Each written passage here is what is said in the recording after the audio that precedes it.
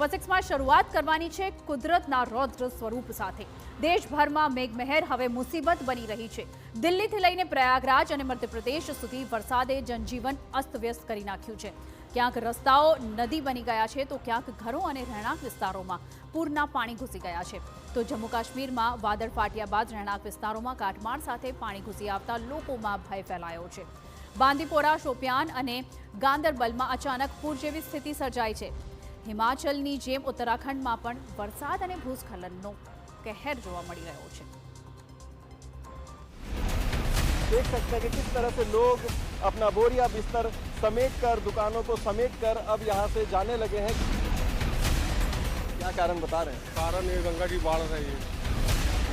शासन की तरफ से कोई अलर्ट आया या आप लोग खुद ही? शासन की तरफ से कोई अलर्ट नहीं आया, हम लोग खुद ही हटा रहे, अपने दुकान लगाते अपने से हटाते हैं। अगर जमुना याद बढ़ गए वहाँ पे तो संभावना हो जाए कि आपको वहाँ तक चढ़ जाएगा पानी। LIC रोड का तो ऐसा हाल है कि निकलने लायक ही नहीं है।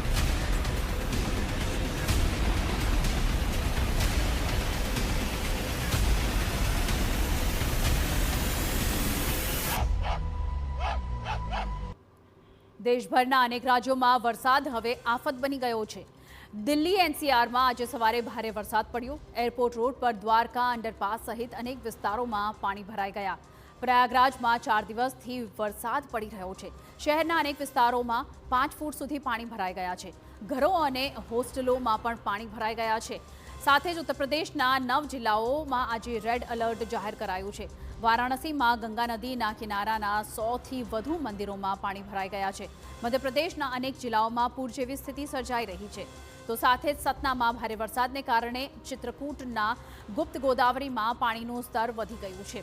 આ સાથે જ આપણે જણાવી દઈએ, ડિંડોરીમાં નદીઓ અને નાળાઓ પૂરમાં અત્યારે પૂરની સ્થિતિ જોવા મળી રહી છે ચોતરફ, જેના કારણે 12થી વધુ ગામો સાથે સંપર્ક તૂટી ગયો છે। પન્નાના અનેક ગામોમાં પણ પાણી ભરાઈ ગયા છે। સૌથી પહેલા વાત કરવાની છે જમ્મુ કાશ્મીરની, જ્યાં વાદળ ફાટ્યા પછી કાટમાળ સાથે મોટી માત્રામાં પાણી રહેણાંક વિસ્તારોમાં ઘૂસી ગયું। ત્યારબાદ જુઓ કે ઘરોની બહાર પાણી કેટલી ઝડપથી વહેવા લાગ્યું। હવે રહેણાંક વિસ્તારોમાં ગટરોની સ્થિતિ પર એક નજર નાખો। પાણી અચાનક નોંધપાત્ર રીતે વધી ગયું। થોડી જ વારમાં પાણી રહેણાંક વિસ્તારોમાં ઘૂસી આવવા લાગ્યું, જેના કારણે લોકો માટે ચિંતાનો વિષય બન્યો। આ ઘટના બાંદીપોરા જિલ્લાના ક્વિલ ગામમાં બની હતી। વાદળ ફાટ્યા પછી તરત જ વહીવટી તંત્રને જાણ કરવામાં આવી। જિલ્લા વહીવટી તંત્ર અને જમ્મુ અને કાશ્મીર પોલીસ તાત્કાલિક લોકોને મદદ કરવા માટે ઘટના સ્થળે પહોંચી ગઈ હતી। પ્રાથમિક અહેવાલમાં કોઈ જાનહાનિ થઈ નથી, પરંતુ વહીવટી તંત્ર વાદળ ફાટવાથી ઘરોને થયેલા નુકસાનનું પ્રમાણ નક્કી કરવાનો પ્રયાસ કરી રહ્યું છે। આ વાદળ ફાટ્યું તે સમયે મોટાભાગના લોકો પોતાના ઘરોમાં સૂઈ રહ્યા હતા। વાદળ ફાટ્યા પછી લોકો પોતાના ઘરોમાંથી બહાર નીકળી આવ્યા અને કાટમાળ સાથે પાણી આવતું જોઈને આશ્ચર્યચકિત થઈ ગયા। સવાર થયા પછી પણ પહાડો પરથી વહેતું પાણી ધીમું પડ્યું નહીં।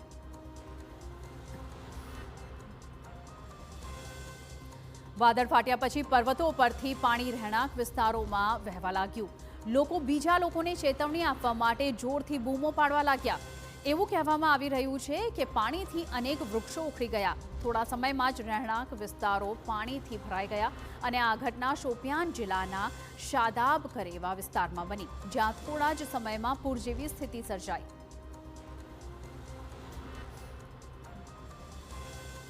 ગાંદરબલના વાંગત વિસ્તારમાં પણ પર્વતો પરથી મોટા પ્રમાણમાં પાણી વહેવા લાગ્યું। અત્યાર સુધી આના કારણે નમાલના નુકસાનના કોઈ પણ જાનમાલના નુકસાનના અહેવાલ સામે નથી આવ્યા। ગાંદરબલના હકનાર અને ગુંડ વિસ્તારોમાં અચાનક પૂરની 2 ઘટનાઓ બની।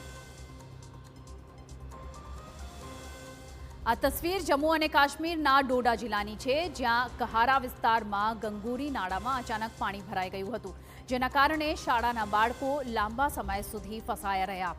ત્યારબાદ સ્થાનિક લોકો બાળકોને નાળા પર પાર કરવા માટે મદદ કરવા માટે દોડી આવ્યા હતા અને સાથે જ શાળાએથી ઘરે પરત તેઓને ફરવા માટે જઈ રહ્યા હતા અને સાથે જ નાળામાં પાણીનું પ્રમાણ પણ એ જ સમયે વધી ગયું હતું।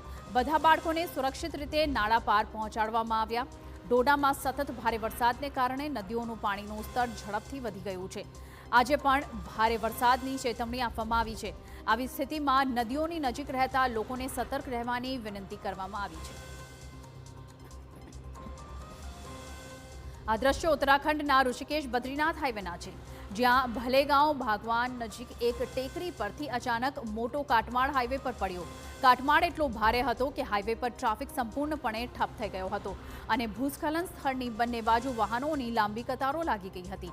સદનસીબે ભૂસ્ખલનમાં કોઈ જ ઈજા કોઈને થઈ નથી. વહીવટીતંત્ર હાલમાં રસ્તા પર ટ્રાફિક પુનઃસ્થાપિત કરવા માટે કામ કરી રહ્યું છે. વરસાદ વચ્ચે ઉત્તરાખંડથી સતત ભૂસ્ખલનના અહેવાલો આવી રહ્યા છે. ઉત્તરાખંડના પિથોરાગઢ જિલ્લામાં આપને જણાવી દઈએ કે ધારચુલા તવાઘાટ રોડ પર પણ ભૂસ્ખલન થયું છે. ભૂસ્ખલનને કારણે રાજ્યના ઘણા મુખ્ય રસ્તાઓ પર વાહન વ્યવહાર ઠપ થઈ ગયો છે. હવામાન વિભાગે લોકોને વરસાદની ઋતુમાં મુસાફરી કરતી વખતે સાવધાની રાખવા માટે જણાવ્યું છે અને લોકોને હવામાન વિભાગની ચેતવણીઓ પર નજર રાખવા સલાહ પણ આપવામાં આવી છે. સતત વરસાદ વચ્ચે ભૂસ્ખલનની શક્યતા પણ રહે છે. ઘરોની બહાર પાણીનું પ્રમાણ. તમે આ વિડીયો જોઈને ખ્યાલ મેળવી શકો છો કે રસ્તા પર ચાલતી આ વ્યક્તિ કમર સુધી પાણીમાં ડૂબી ગઈ છે. નીચાણવાળા વિસ્તારોમાં રહેતા લોકો ધાબા પર પહોંચવા લાગ્યા છે. સામાન પણ ધાબા પર લઈ જવામાં આવી રહ્યો છે. ઘરોની બહાર રાખેલા સામાન ધોવાઈ ગયા છે. આ સાથે જ લોકો પોતાનો સામાન પાણીમાંથી બહાર કાઢવા માટે સંઘર્ષ કરતા પણ જોવા મળી રહ્યા છે. આ તસવીરો મધ્યપ્રદેશના રીવાની છે, જ્યાં 2 દિવસના વરસાદ પછી પૂર જેવી સ્થિતિ સર્જાઈ. લોકોનું ઘર છોડવું મુશ્કેલ બન્યું. નિપાનિયા, બિછિયા, રાની તલાબ અને ધોબિયા સહિત રીવાના ઘણા વિસ્તારો પૂર જેવી સ્થિતિમાં જોવા મળ્યા છે. ઘરોની અંદર પણ પાણી ભરાઈ ગયું છે. લોકો પોતાનો સામાન છત પર લઈ જવા માટે ઉતાવળમાં પ્રયાસ કરી રહ્યા હતા. લોકોનો એ પણ આરોપ છે કે પાણી ભરાઈ જવાથી ગટરોની સમયસર સફાઈ પણ નથી થતી, જેના લીધે તમામ ગટરોના પાણી ઘરોમાં ઘૂસી જવાથી પાણી ભરાઈ ગયું છે.